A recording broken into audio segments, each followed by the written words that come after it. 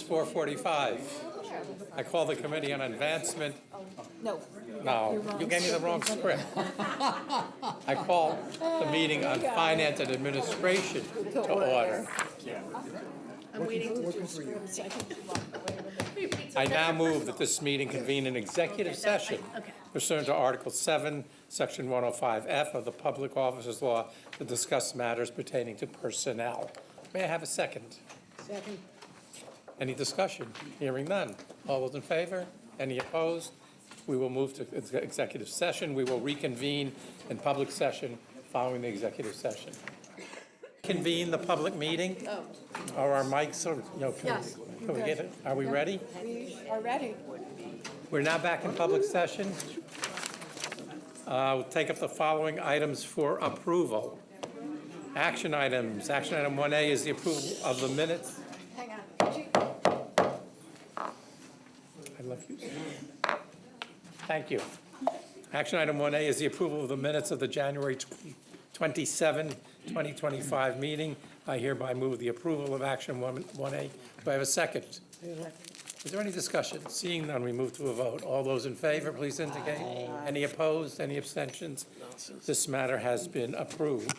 We'll now address action item B, the policy calendar. Action item 1, policy item 1B, a resolution to authorize the City of New York to enter into an agreement with New York City Department of Education for a dual enrollment program at Bronx Community College and approve the waiver of tuition and fees for such program. The university is requesting approval from the Board of Trustees to enter into an agreement with the New York City Department of Education on behalf of the Frederick Douglass Academy 3 and to waive tuition and fees for students in dual enrollment program, which allows students in grades 9 to 12 to take college courses at BCC while simultaneously attending high school with an estimated cost of approximately $1.1 million over 4 years. We're going to combine this with 1B2, which is a resolution to authorize the City University of New York to enter into an agreement with the New York City Department of Education for a dual enrollment program at Ostos Community College and approve the waiver of tuitions and fees related to the program. The university is requesting approval from the board to enter into an agreement with the New York City Department of Education on behalf of Mott Haven Village Preparatory School and to waive tuitions and fees for students in the early college dual enrollment program, estimated to be approximately $490,000 over 4 years. We have representatives from all the schools here if we need them. I would like to move the approval of policy items 1B1 and 1B2. Is there a second? Second. Any discussion? I mean, these are remarkable programs. Absolutely. And it's, I know Mott Haven well. seeing no discussion, let us proceed to a vote on these two items. We've had a second, so all those in favor, please so indicate. Aye. Any opposed? Any abstentions? It's been a long day. These matters have been approved. Thank you. Policy item 1B3 is a resolution to authorize an academic excellence fee for the Master of Science Nursing Education program at York College.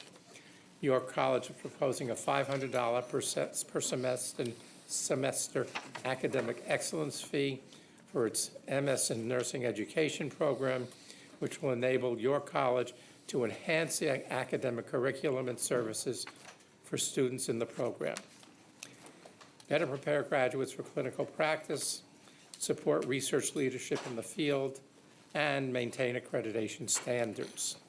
The college is requesting approval from the Board of Trustees to implement the fee beginning with the fall 2025 semester.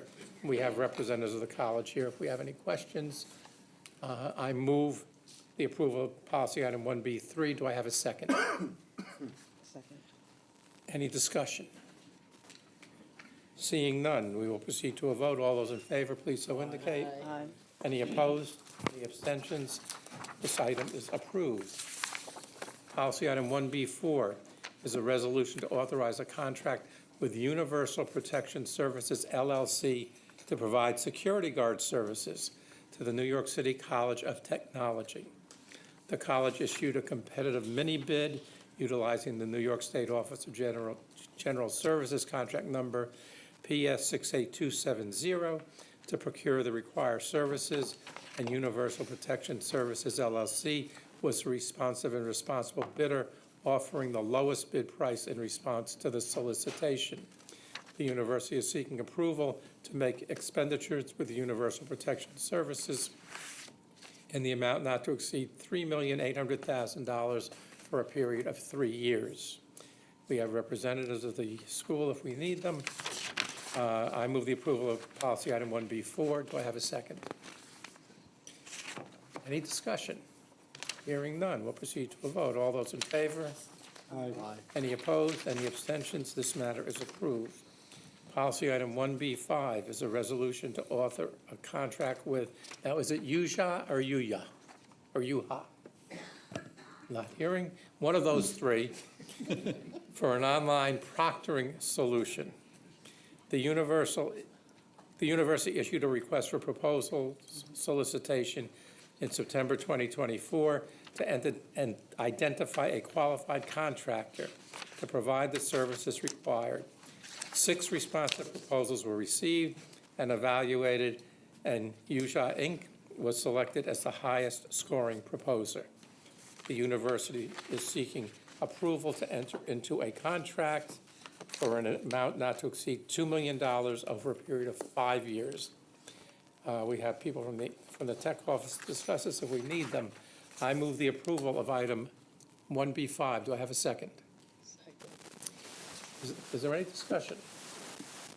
Hearing none. Let's proceed to a vote. All those in favor, please so indicate. Any opposed? Any abstentions? This matter is approved.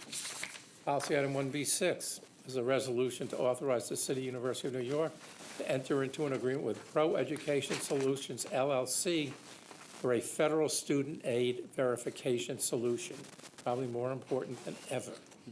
The university issued a request for proposals in November 2024 and received a single responsive proposal from Pro Education Solutions. The university is seeking approval to enter into a contract for an amount not to exceed $4 million over a period of 5 years. We have somebody here if we have any questions. I move approval of item 1B6.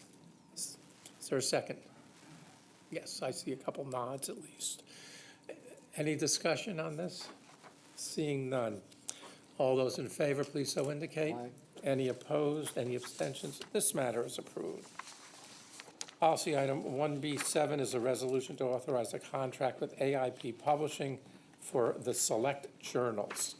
The current contract with AIP expires on December 2025, and the university would like to renew the contract for a period of 5 years, subject to the Office of State Controller's approval and in accordance with state law and university policy. The university is seeking to approval to enter into a contract with AIP Journals for an amount not to exceed $928,308 over a period of 5 years. We have the University Dean of Libraries. If we have any questions, I move the approval of policy item 1B7. Do I have a second? Any discussion? We'll proceed to a vote. All those in favor, please so indicate. Any opposed? Any abstentions? Hearing none, this matter is approved. We have a few library items. So policy item 1B8 is a resolution to authorize a contract with the Institute of Electrical and Electronics Engineers Incorporated for the IEEE Explore Digital Library. The current contract with IEEE expires on March 31, 2025, and the university would like to renew this contract for a period of 5 years, subject to the Office of the State Controller's approval and in accordance with state law and university policy. The university seeks approval to enter into a contract for an amount not to exceed $1,553,350 over a period of 5 years. Again, we have people available. If you have any questions, I move the approval of policy item 1B8. Do I have a second? Second. Is there any discussion? You don't want to take on the IEEE. But it just expired, and we're just getting there. We're getting it in there.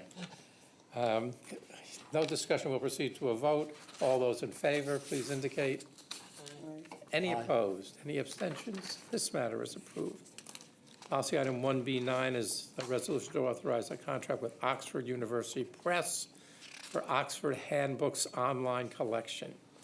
Oxford Handbooks Online provides access to over 1,480 handbooks in 18 modules, including history, law, business and management, and literature, and is the exclusive publisher of this collection, providing updates and administration to ensure the content is seamlessly integrated into the university's electronic resources collection, requiring minimal time and maintenance by the university library staff while providing easy access to faculty and students. The university is seeking approval to make expenditures with Oxford Unity Press for amount not to exceed $854,431 for perpetual ownership and access. Again, someone's here. I move the approval of policy item 1B9. Do I have a second? I second it. Perpetual is good. I'll never have to. Let's do that more often. It's a recommendation. No further discussion. We'll proceed to a vote. All those in favor, please so indicate. Aye. Any opposed? Any abstentions? Hearing none, this matter is approved. Policy item 1B10 is a resolution to authorize a contract with Axon Enterprise, Inc. for purchase of body-worn cameras, video storage software, and equipment. The university has recognized the need for body-worn cameras as a nationwide best practice tool for improving transparency and ensuring accountability of members of service and the university community. The university will require only sworn New York State peace officers assigned to campus public safety offices to wear and activate body-worn cameras during their duty shift for enforcement related activities in accordance with procedures set forth by the CUNY Public Safety Department Operations Guide. The university conducted a competitive solicitation. 2 proposals were received. The evaluation committee determined that Axon Enterprises, Inc. received the highest score. The university is seeking approval to enter into a contract for an amount not to exceed $10,836,836 over a period of 5 years. Executive Vice Chancellor and Chief Operating Officer Hector Batista is available to answer any questions. I move the approval of policy item 1B10. Do I have a second? Is there any discussion? Is this a practice in other universities that are public universities? And if so, has this always been a practice? Or is this current climate sort of precipitating this? Well, All of those. we're an outlier nationwide in terms of universities with regards to body-worn cameras. So, most, doing this public safety, the field, public safety has been, here at CUNY, has been pushing the university to go into, for their protection and also for the protection of the public. We have, I wanted to do some sort of due diligence to make sure that, what are the best practices out there. So I visited some systems like ours and had conversations with systems like ours to determine how they rolled it out, how does it get turned on, what are the pros and cons of it. Met with the union of public safety, and obviously the union is very supportive, and determined that it was time for CUNY to join everybody else in terms of best practices. Furthermore, we've had situations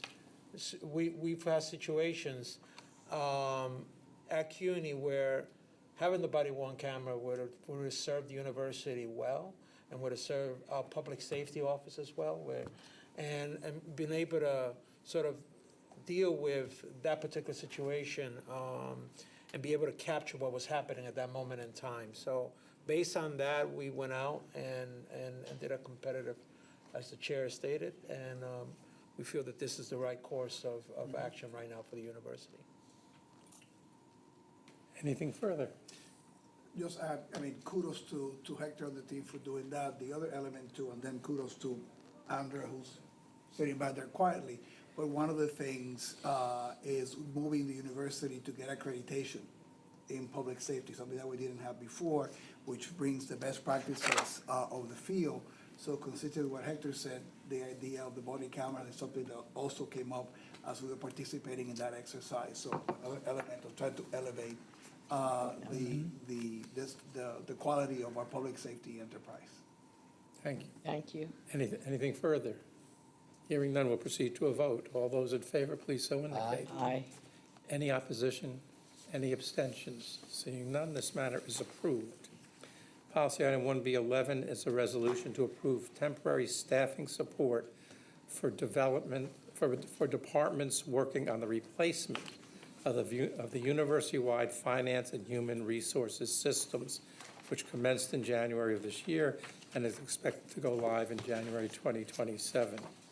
Over 50 central office staff from the university's finance, information technology, and human resources areas are currently involved in the project, with that number expected to grow as the project progresses. The successful implementation of this project requires additional temporary staff to support the transition and to ensure continuity of operations. For the selection of these resources, the university is currently conducting requests for quote using the NYS OGS contract number 23246 and the GSA contract 54151S. The university is seeking approval to enter into one or more contracts for a combined not to exceed amount of $14,250,000 over the next 2 years.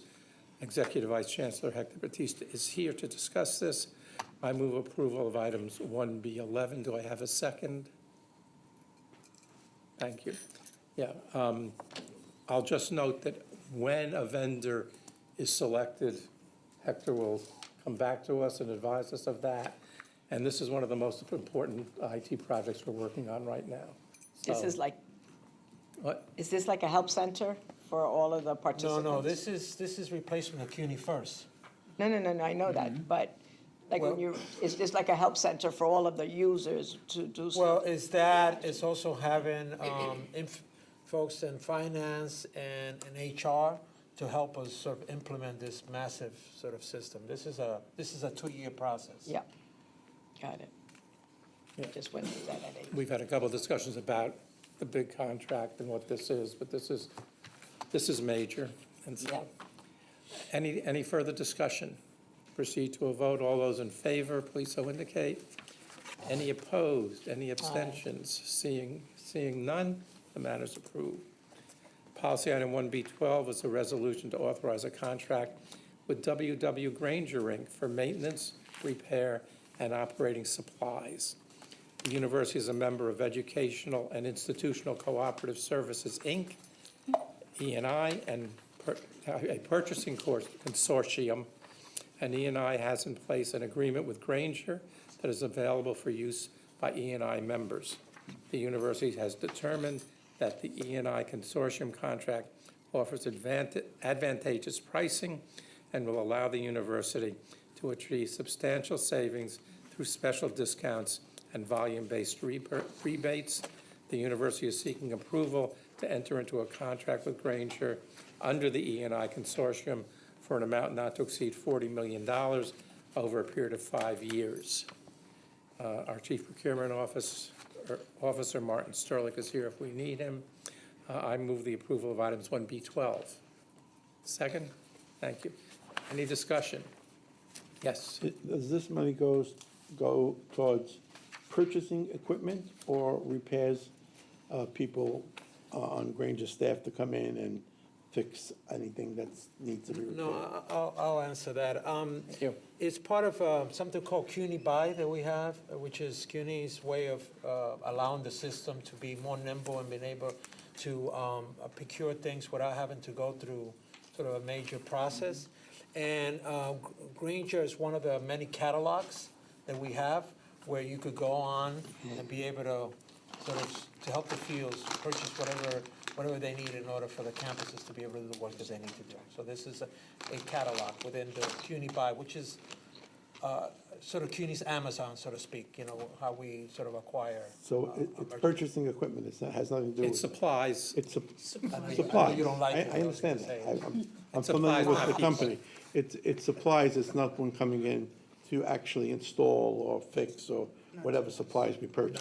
No. And the 40 million is guaranteed spend, or is that up it's to, an- up yeah, to up 40 to. million? it's an up Okay. to The, amount. the one thing to note is that we have seen as much as 50% economy of scale savings for the campuses, Yeah. because we're purchasing as a system. That I understand, is it It's been really because of this successful. company or in general? Excuse me? Is it because of Granger or is it in general? Because we're, you know, for the first time, we're using, Bulk Yeah. purchasing as a system as opposed to, you know, individual campuses purchasing. I understand that, but is that because of you dealing strictly with Granger? Or do you have the, or is, Well, we're dealing with Granger, but Granger's also getting us better pricing within their, you know, they, using their umbrella. okay. Is that In correct? other words, the $40 million is $40 million that we were inefficiently spending last year, that this year can, if we target it, we're gonna get the things that we need for less, we're gonna get more stuff for our $40 million if we fully use this. Over 5 years. Yeah. Yeah. I don't know that I would agree that we were inefficiently. Oh, shall we say more efficiently? This is gonna get us more stuff for I less. feel more comfortable with that. Okay. We'll let the minutes so note. And the labor is always the big portion of any installation. And that's mostly our people. Yes. Oh, okay. Okay, is there any further discussion? The mops and buckets. Hearing none, we'll proceed to a vote. French is All a lot those in in my favor, career. please so indicate. Any opposed? Restaurant, Any you know, abstentions? executive. Hearing none, that matter is approved. Policy item 1B13 is a resolution to approve personal matter reports of the Finance and Administration Committee. The March-April 2025 Personnel Matters Report is generated from employee data entered into the university system of record between December 16th, 2024 and February 10th, 2025, and does not contain appointments that have been submitted by individual resolution. The report contains 20 ECP actions, including 9 regular appointments, 6 interim appointments or extensions of interim appointments, 5 separations, 3 reclassifications, and 3 salary changes. I move the approval of policy items 1B13. Do I have a second? I'd just like to note, since I actually look at this stuff, that there are 2 interim appointments on here. One is at John Jay for a Director of Academic Affairs, and one at Medgar Evers for an Executive Director position. They're interim appointments, both have a starting date of 1/1/25, or 1/1/25, and 1/3/25, and there's no ending date on the interim appointment. So I don't know where that leaves us. We're not giving you an infinite interim election point. You know, these interim appointments, in my mind, will expire at the next meeting unless we get more information at that time. Is that acceptable?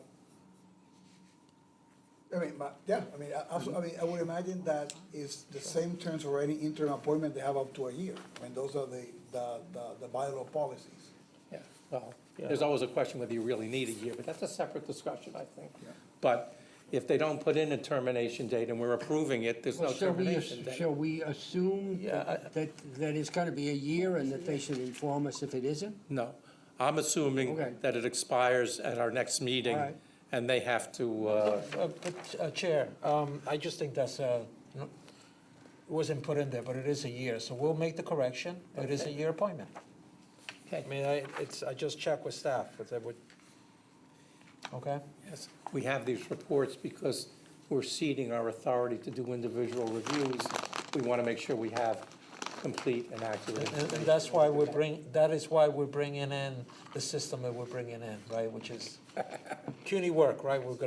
Workday is gonna allow people not to do this, and Okay, no further discussion, we move to a vote. All those in favor, please so indicate. Any opposed? Any abstentions? No, matters approved. Policy items 1B14 through 1B24 are resolutions to appoint regular and interim members of the Executive Compensation Plan. We're going to go through them all. If we want to pull out any individuals for discussion, we will do that, and then we will complete the process. Policy items 14 and 22 at Hunter College are Khurshid Navdar, Interim Dean of the School of Health Professions, and Jessica Alvarez as Executive Counsel and Labor Designee. Policy item 15 is Bronx Community College, Robert Diaz as Interim Executive Counsel to the President and Labor Designee. Policy items 16 and 17 at York College are Fenio Anand Singh Jameson as Interim Dean of the School of Business and Information Systems, and Renee Wright as Interim Dean of Health and Behavioral Sciences. Policy item 18 and 24 in the central office are Carrie Shockley as Assistant Vice Chancellor for Student Inclusion Initiatives, and Peter Latanzio as Associate Vice Chancellor and University Executive Deputy General Counsel. Policy item 19 at BMCC is Joy Tolliver, Assistant Vice President for Legal Affairs and Labor Relations. Policy item 20 is CUNY Graduate Center, Jose Noriega as Vice President for Information Technology. Policy item 21 is Ostos Community College, Andrea Fabrizio as Dean of Academic Affairs. Policy item 23, Lehman College, Renee Rotolo as Senior Vice President of Finance and Administration. So before we move these, there are a couple I would like to pull out for some discussion.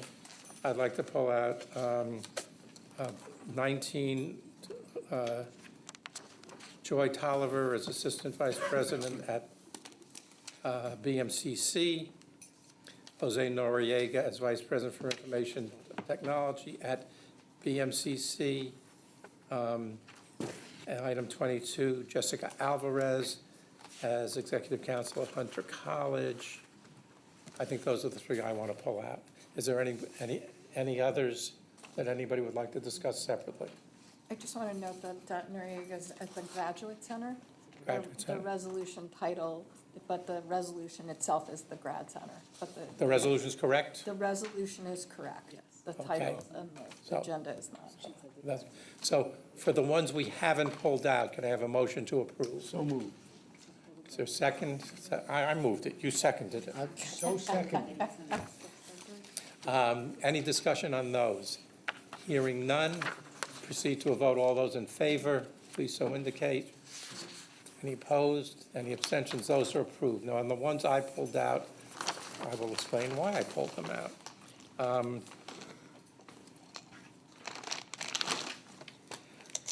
On 20, which I think is a simple one, and it's just a question, the resolution to appoint Jose Noriega as Vice President for Information Technology at The CUNY Grad Center. at the CUNY Grad Center. My only question is, was there any consultation on this with Vice Chancellor Formoso?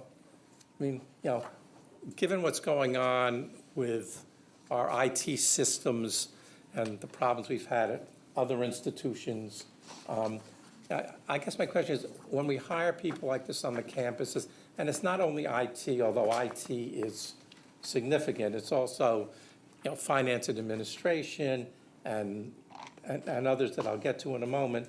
I'm wondering if it wouldn't be a better practice, since I know the answer, if we had some consultation on this before the appointment was made. So I was invited and I participated in the selection committee for this candidate. Okay, So I was well aware of this action by the graduates. that's a good practice. And I just I urge welcome that more on, participations like that in all the other campuses. and I urge that practice on others. So I'm going to move the approval of item 20, the appointment of Jose Noriega, Vice President for Information Technology at the Graduate Center. Do I have a second? Second. Any discussion other than mine? Yeah, Can I just ask a question? Sure. I think it's a great practice to include them, but does that imply that CUNY Central has final determination on the selection of the candidate? Not under current practice. Okay, that's all. Nothing further, we'll proceed to a vote. All those in favor, please indicate. All those opposed, any opposition or abstention? Hearing none, it's approved. Item 19.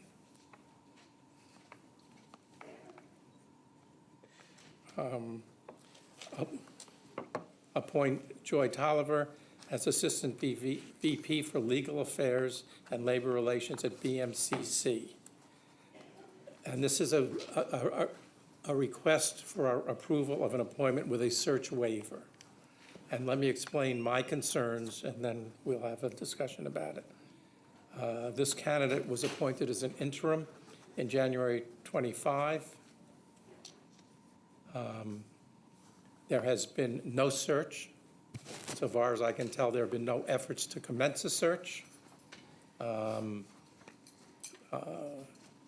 far as I know, there's been no consultation anywhere up the chain on this. And I just have a serious problem, and this is the one that crystallizes it, where a candidate is appointed interim for a year. The institution makes no effort to make a search, and more than a year later comes to us and says, okay, we want a search waiver now. I mean, if the candidate was so good when they were first named in January, a year ago, or whenever, they should ask for the search waiver at the beginning. Let's not go through the charade that there's an interim and then we're going to do a search and then we'll, here there was no search. There was no effort to commence a search. And, under the conditions, I can't approve this resolution. Now, I have, I've raised issues of interims and searches before, and you've heard it. This is one where I think it becomes very clear that, our procedures haven't been followed.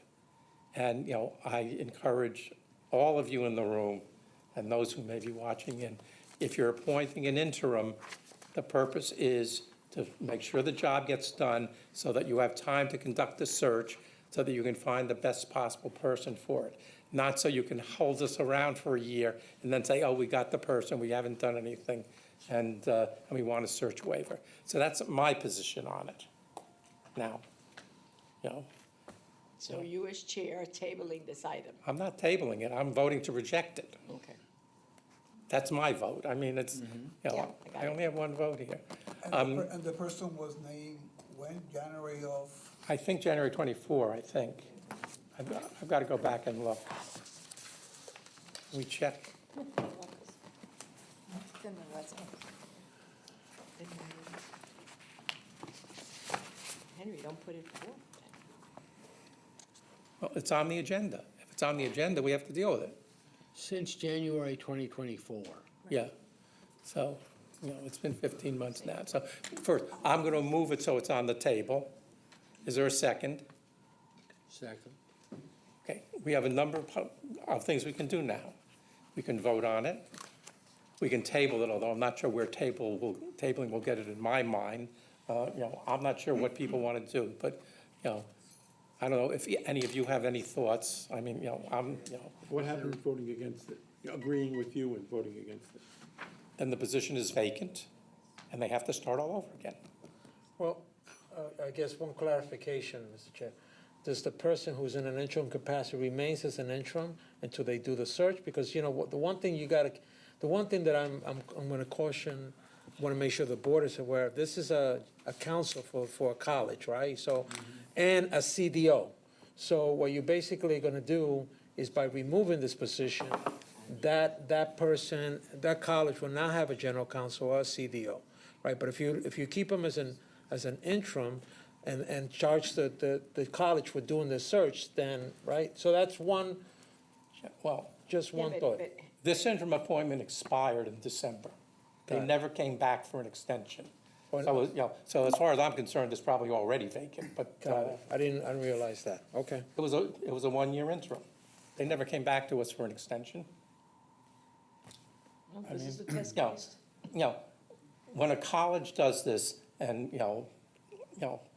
I don't want to dump on BMCC, it's just, this is the example that came up while we've been working through this process. When a college does this, they put themselves in a tough position. Ken? I guess, I think we all agree that you're making a good point for the future. I don't know that rejecting this appointment or, casting it become open is really the best way to go. I may abstain, I don't know, I'm being, Oh, but well, based on Hector's, there is an alternative. We can amend the resolution to extend the person's interim position to whenever. I certainly would be for that. And, and tell the college, you've got to go back to, And make a clear statement to all the colleges, you can't do this again.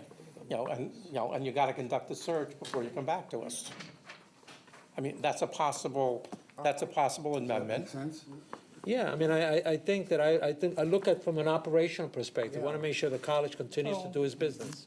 It's not the And only lawyer at the school, there's a deputy, I don't know how many lawyers they have, I'll leave that to It them. might be. Yeah, I was gonna say, Derek, So where are I- you on this? I'd recommend, well, two things are at play here. What I do know about this candidate was that they had to be licensed in New York, and that took time. And they weren't approved by the third department until very recently. I don't know if that played a factor, has nothing to do with the waiver. Let me be clear about that. I do think it would be detrimental to the college not to have a competent senior counsel in that position. I don't think the deputy there has been there very long, and I think it would be prudent and appropriate to keep the interim there for some period of time until they conduct a search as you requested. Well, I will make a motion then to amend the resolution to make the appointment an interim appointment expiring December 31st of this year, and suggest to the college, because that's the end of the motion, but suggest to the college, they got time to do a search and they got to do a search. Can we have another discussion item on this? Derek, I think your statement begs the question, for me, how is it that we had someone who wasn't licensed to practice in New York? You know what I'm saying? I want to be careful That raises here another about question. that. So- I don't get involved with campus council hires. That's not my prerogative. It's never been since I've been retained as general counsel.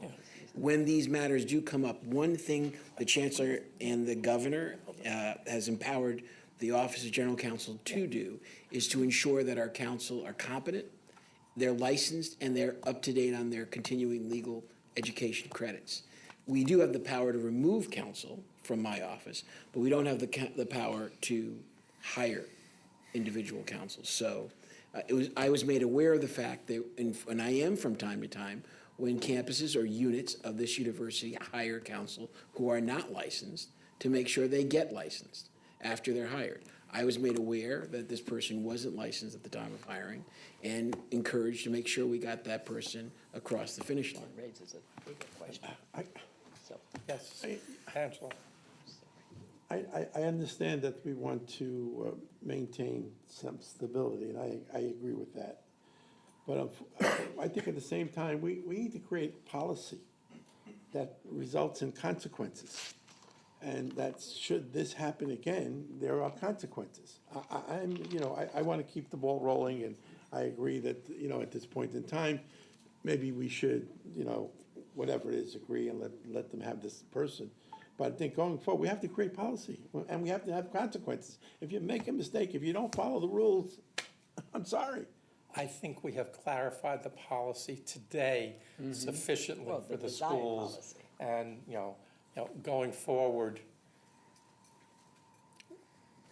I don't know, we may not be so reasonable, I'm not sure. But no, I agree with you. But, it's one of the things, it's like civil rights cases. The person who was claimed to have violated the civil rights, was the law clear enough that they knew they were violating civil rights? So can I amend your? can We've I let amend- this slide for so long Now we're setting the parameters. Can I amend the, whatever, the amendment? Where are we now? We have an amendment. We have an amendment. An amendment to make So I it- would amend that to say for a quarter, so that they can conduct a search within a quarter. I don't, well, looking, I'm not, You can't, you is a can't quarter pick long top enough? and then be like a, I don't think a quarter's long. Is 3 months long enough? you tell me, Chancellor, No, I mean, I what's a think that, fair that's why I said period? December, I think that that's Yeah, reasonable. December is a good time. Yeah, It's already the end of March. that's not enough time to do a search. Yeah, yeah. So in And, essence, and the summer's so there, in essence, we're granting the waiver. No, we're not granting the waiver. Because We're appointing them. the waiver would have allowed the person to be named now. So the person now would okay, got be, it. remain Thank you. interim Brain while the fog, search that's is all right. being conducted, and then the result of the search will be what this committee will see Okay. again at the end of the jury. It baffles me how we have a person who's not qualified. Well, that's not true. Yeah, Let's not, that's- let me be clear. You can be hired in New York State, but you need not have a license to practice to be hired in New York State. You do have to, at this university, be hired, and you must have a license to practice law if you're going to be in that position. That was made clear after the person started, and that's why that took some time. So it's not that they were, qualifications, we got to be careful about the word qualified, not to impugn anyone's character. Licensure is a technical requirement. You can be licensed in other states, but to practice in this jurisdiction, in this position, you have to be licensed in the state of New York. So Derek, you can start in a position without the license.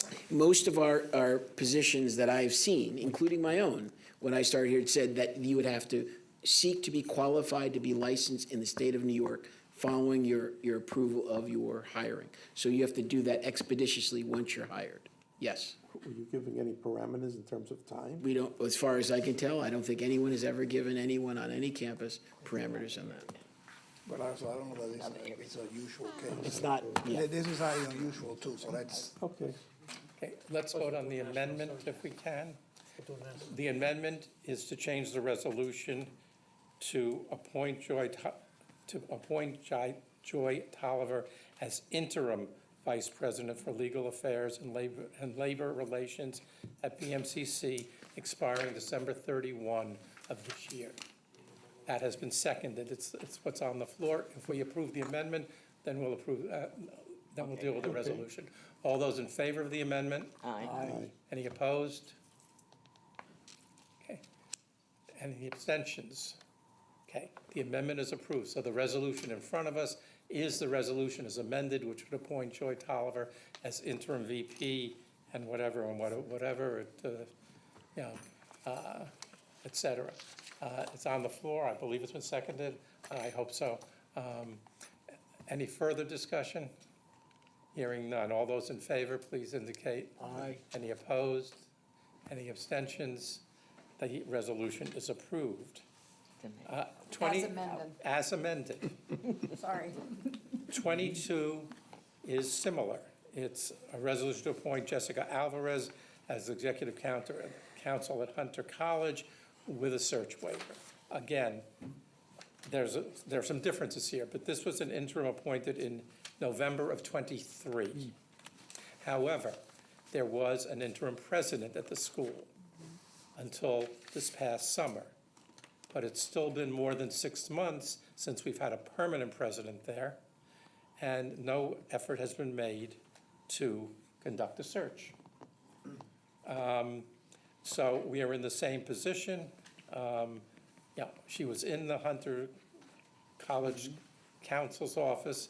In my mind, that's sort of an ambiguous qualification, given all we've gone through with Hunter College and their legal issues, but that's not my issue today. My issue today is they've made no effort to start a search. Now, I've made my statement, you know where I am. I'd be willing to entertain an amendment if people want, but this again is on the floor. I move it. Is there a second? Second. Any discussion or amendments? Well, We should follow the amendment policy that we should we just do the did. same thing that we just did? Right. That would only be logical, but, Okay. yeah, So let me- I don't rely on so logic. let me, a couple of things, right? This is someone who's been part of the legal team, and by all accounts, an extremely efficient lawyer at Hunter.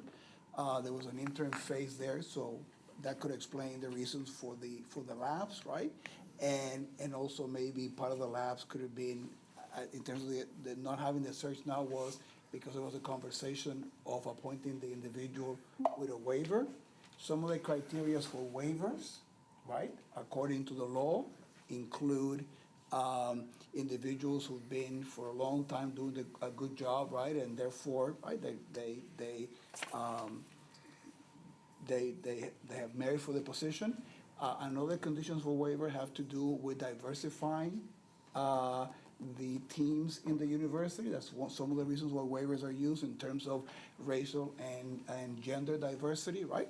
I mean, again, that could be also part of the scenario here too. But I just want to say that this is, I think, a different case than what we saw before at BMCC, in my opinion. I respectfully disagree as to the differences, but, Yes. It's at the margins. it's, the issue is the same. Do I have an amendment offered on this? I move an amendment with the same language as the previous. We're making this an extension of the interim appointment until December 31st, paren, with the recommendation that they get a search started pretty quickly. I have a question. I know you're Please. doing the amendment until the end of the year, but what if they don't have the search in time? Are we just going to just deny? Well, as I like to say, we'll jump off that bridge when we get to it. It's a point of clarity for me. No. Because I no. feel like, It will be, but there is no reason why within the next 8 months, They can't do this. they can't, and, look, she may be a very good lawyer, she may be good, but this is New York City with 80,000 lawyers in it. There's just a chance that there's somebody who is even better out there. And at least the effort ought to be made, because we still want the best people in every position. So we think they should conduct a real search And and they're do it. certainly not This going to doesn't finish this preclude- search with no candidate at all. What? Since, I'm sorry. go ahead. No, I was going to say, does this prevent this candidate from applying? No, Right. we assume she'll be in the search. Any further discussions on it? It's what we're trying to balance is just that the process and what the guidance is that we keep to that. yeah, And clearly, the level of competence is not what is being entered into. It's just making sure that whatever the process is, that it gets followed. Mr. Chairman, Any further discussion? Mr. Chairman, We will, Mr. Chairman? yes, When you finish this item, I want to make a clarification of something you said earlier. certainly. So first, I have moved this, it's been seconded, there's an amendment on the floor. It has been moved, it has been seconded. We will vote on the amendment, then we'll vote on the resolution. All those in favor of the amendment, please so indicate. Anybody opposed? Any abstentions? The amendment is approved. The resolution as amended is now on the floor. All those in favor, please so indicate. Aye. Any opposed? Any abstentions? That is approved. So, Mr. Chairman, I was puzzled by the fact that, because so many people look at this report and how we miss a date. And I'm looking at this, the two examples that you use, the reason you don't have a end date is because these are resignations. I thought it said interim on it. No, this is the resignations, John Jay and Mega Evers, Okay, the effective day of the resignation. thank you. Okay.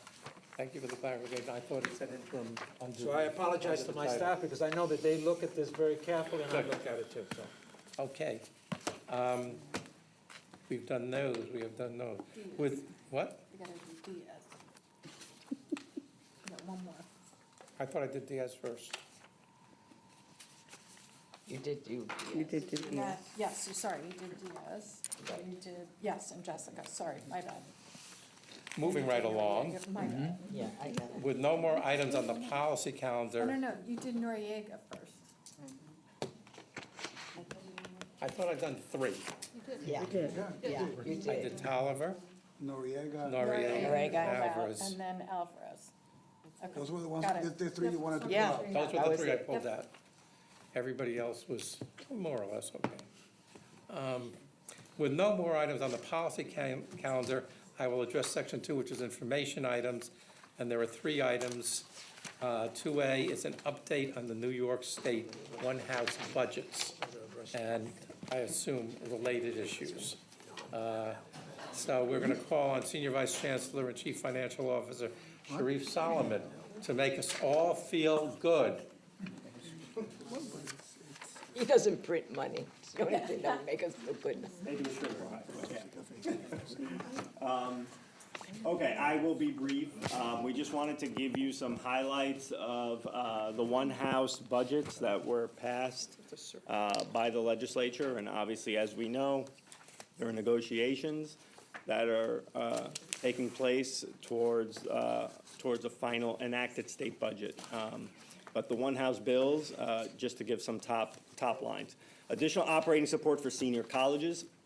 You remember we talked about a great start in the executive budget with $96 million, and that we needed $130 million for the PSC contract, so we are $34 million short, but very strong start nonetheless, and we thank the governor and her team.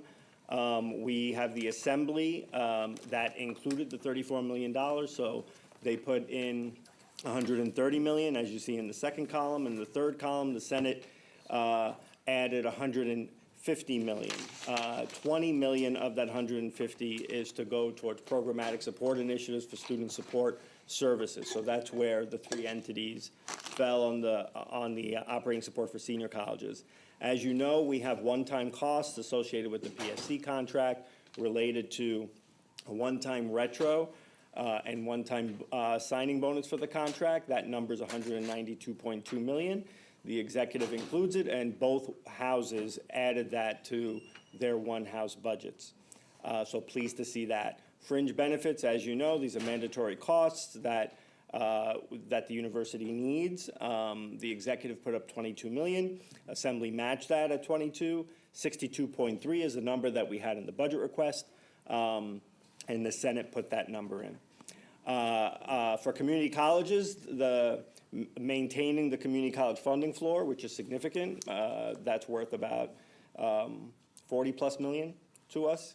So continuing that was really important. On top of that, as you know, the enacted budget last year, on top of the funding floor, added $5.3 million in general operating support. Pleased to see that the governor continued that support this year. The Assembly also continued that 5.3 and added 20 million in general operating support. And then the Senate continued the 5.3 and then added, almost doubled it to 11.7, or more than doubled it. CUNY Beyond, which is our CUNY Career Success Model that is such a top priority for the Chancellor and for the university. The Assembly put in $7 million for that, so clearly we hope that that makes the final cut. Continued support for the medical school, $4 million was added in the enacted budget last year. You see the Senate and the Assembly added that. School of Labor and Urban Studies at $2.5 million for the Senate and the Assembly, and nursing services and mental health services, some higher amounts in the Assembly and the Senate, but clearly something that all 3 entities would like to see. Also, just a reappropriation of the $50 million in one-time funds in the executive budget. The Assembly and the Senate also reappropriated the $40 million, although per the spending report that we gave at the last meeting, we are certainly moving towards exhausting those funds. Other quick highlights. The enacted budget last year included a number of programs. The executive budget did not include many of these programs. The one houses include an assortment of them. Some of them are continued from last year in both houses, so you'll see those highlighted in green. The purple ones are just included in the Senate, some of which you've seen in the enacted budget last year, some of which are new. For example, the Affirms Bilingual Educator Pipeline Program at Queens College is new. The Center for Byzantine and Modern Greek Studies at Queens College is new. So you see those in purple there where it's the Senate only. In the Assembly only, you see the orange box there, which is $1.33 million for services and expenses of various ads, which will be further defined, we expect, as they move towards an enacted budget. As you know, the governor led with an exciting proposal, the New York Opportunity Promise Scholarship for our community colleges and our comprehensive colleges, associate degrees programs, essentially, where it's 25 to 55 is the age range, and in high-demand fields, it would cover tuition, fees, and books for community college students that are pursuing those associate's degrees. 18.8 million is what the governor put forward for the community colleges. The Senate matched that, and they also expanded it to associate's degree programs in any college. So as you know, we have associate's degree programs in our comprehensive colleges, so that's covered. The Assembly went with an expanded program, renamed it to the College Access Program. They included $74 million, and that would essentially go beyond the high demand field, so it opens it up to any field and removes the age restrictions as well. And of course, they're calling it college access. The funding there is not only in all three proposals for the tuition, fees, and books, but also for program administration and marketing and student support services, which, as you know, are significant for the university to basically make it a successful program. Lastly, on the capital side, some highlights. We have, as you know, there's an appropriation every year of $284 million that allows for maintenance of our facilities, maintaining state of good repair. So the executive includes that. In addition to that, expansion and improvement of research facilities at $133 million. So roughly $500 million, which is a great start. The Assembly, they added on top of the 284, additional up to 534. They included 220, both houses include 220 million for energy efficiency and sustainability, 109 million for expansion and improvement of IT, security enhancements. They also included in the Assembly 119 million for expansion and improvement of various facilities, not just research facilities. And we don't have to list all the schools, but certainly specific projects at certain colleges, which you see listed there. The Senate, I would note, also added $4 billion, $1 billion each year on top of those appropriations that I mentioned to fund CUNY's capital plan over the next 4 years, $1 billion each year. So on capital, that is my conclusion. Any questions, comments? Any prognosis? We are out there advocating with one voice constantly. I know the chancellor was in Albany last week, so we're out there pushing. I know friends on the student side are pushing, so we hope for a great outcome. And again, very strong start. We thank the governor. We thank the leader of the Assembly, the leader of the Senate, and their conferences. Okay. Any questions for the Vice Chancellor? And we'll move to information item 2B is the fiscal year 2025 mid-year financial update. You're on. Two slides. So this one, structural deficit, we always lead with. At the mid-year mark, in the Q1 mark, we were at 62 million for the structural deficit. At the mid-year, we are 50 million. So we're trending in the right direction. This does not include any shortfall, however, in funding for the PSC contract. So we're watching, obviously, what happens in the final product, and we're hopeful that we'll be made whole on the contract costs. In terms of just some key highlights on expenditures, overall expenditures projected to increase 10%. I think main driver of that are the personal service expenses, including the one-time collective bargaining costs associated with the classified staff contract. That's what's really driving that number. And then also on the OTPS side, you have to keep in mind there are one-time funds that are being spent, and also some strategic use of some OTPS in certain colleges that have built up a certain amount of reserves. So that is also driving that. And then on the revenue side, we're projecting an increase of 4%, or 53 million. Obviously, we've had an uptick in enrollment, which we're grateful for, and we continue to push to drive that number higher. When you look at the colleges, there are different ranges in terms of senior college revenue. We go from -3% to 14%. At the graduates, you go from -7% to 13%. The community colleges, from -8% to 11%. So clearly, the numbers will show that there are colleges that their balances are improving. There are certain colleges that still need some help. We're working very closely with them and sharing best practices, ideas about how to turn the deficits around. Any questions?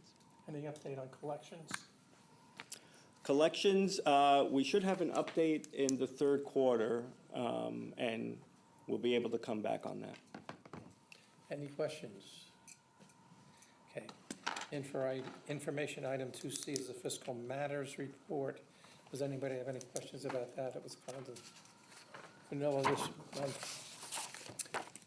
With no more items on the agenda, I move to adjourn this meeting. Do I have a second? Any opposed? Any opposed? No. This meeting is adjourned.